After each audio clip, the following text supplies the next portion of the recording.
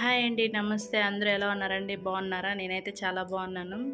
ఈరోజు వీడియో ఏంటంటే మా అమ్మమ్మ నేర్పించిన ఎండుమిరపకాయల కర్రీ అలాగే రాగి సంగటి మేము ఎలా చేస్తామో చూపిస్తాను.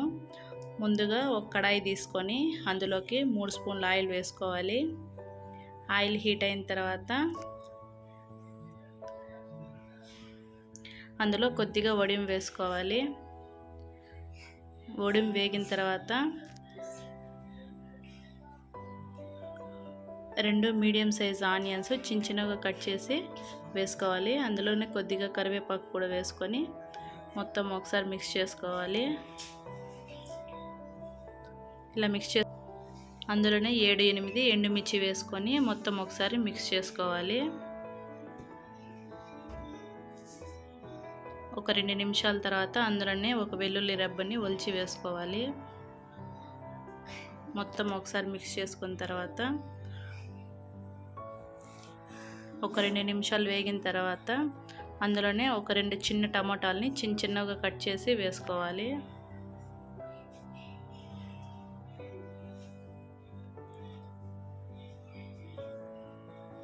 టమాటాలు వేసుకున్న తర్వాత మొత్తం ఒకసారి మిక్స్ చేసుకోవాలి.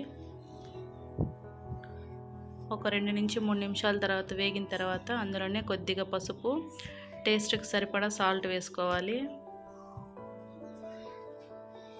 సాల్ట్ వేసుకొని మొత్తం ఒకసారి మిక్స్ చేసుకున్న తర్వాత కొంతసేపు మగ్గనివ్వాలి. కొద్దిసేపు మగ్గిన తర్వాత అందులోనే 1.5 గ్లాస్ నీళ్ళు వేసుకోవాలి.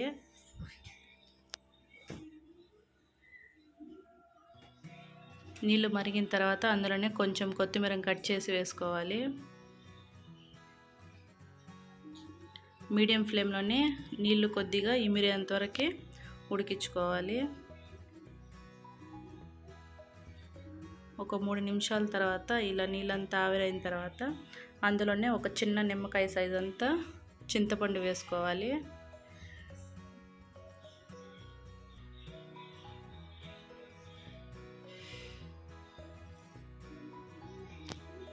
చింతపండు వేసుకొని మొత్తం ఒకసారి మిక్స్ చేసుకున్న తర్వాత మూత పెట్టి ఒక 2 నిమిషాలు మగ్గనివ్వాలి.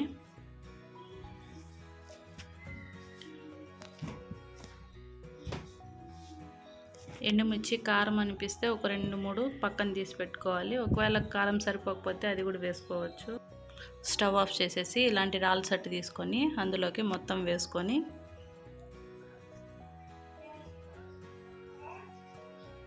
ఇలా పప్పు ఎనిపేదాంతో మొత్తం ఎనుపుకోవాలి. ఇలాగా నున్నగా ఎనుపుకోవాలి. మనము ఆల్రెడీ ఫస్ట్లోనే మనం పోపు పెట్టాం కాబట్టి ఇప్పుడు పోపు ఏం పెట్టాల్సిన అవసరం లేదు.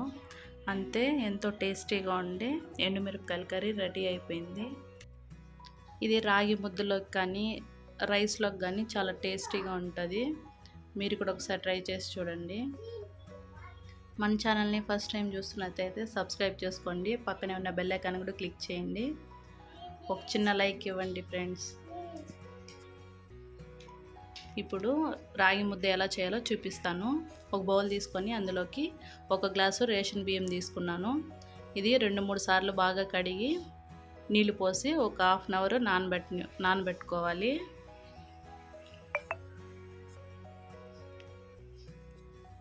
ఇలా నానబెట్టుకున్న తర్వాత ఒక హాఫ్ అన్ అవర్ తర్వాత ఒక కుక్కర్ తీసుకొని అందులోకి బియ్యం అంతా వేసుకోవాలి.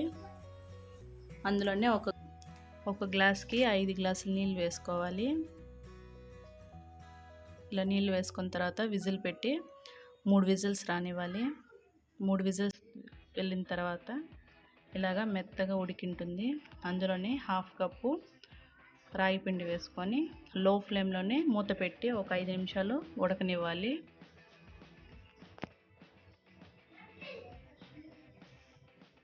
ఒక 5 నిమిషాల తర్వాత ఇలా ఉడికింటుంది. స్టవ్ ఆఫ్ చేసుకొని పక్కన తీసి పెట్టుకొని మొత్తం ఒకసారి గెంటితో కలుపుకోవాలి. మొత్తము రాయిపిండి మొత్తము ఉండలు లేకుండా మొత్తం మిక్స్ అయ్యేలాగా కలుపుకోవాలి. అలాగే ఒక బౌల్ తీసుకొని అందులోకి రాగి ముద్ద వేసుకొని ఒక 2 గరిటెలు వేసుకొని ఇలాగా తిప్పుకోవాలి. అంతే, ఎంతో హెల్తీగా ఉండే రాగి ముద్ద రెడీ అయిపోయింది. ఐ హోప్ ఈ వీడియో నచ్చింది అనుకుంటున్నాను. నచ్చితే కానీ ఒక చిన్న లైక్ ఇవ్వండి ఫ్రెండ్స్. ఫస్ట్ టైం చూస్తున్నట్టయితే సబ్స్క్రైబ్ చేసుకోండి. టేస్ట్ మాత్రం సూపర్గా ఉంటుంది ఫ్రెండ్స్. మీరు కూడా ఒకసారి ట్రై చేసి చూడండి. Thanks for watching.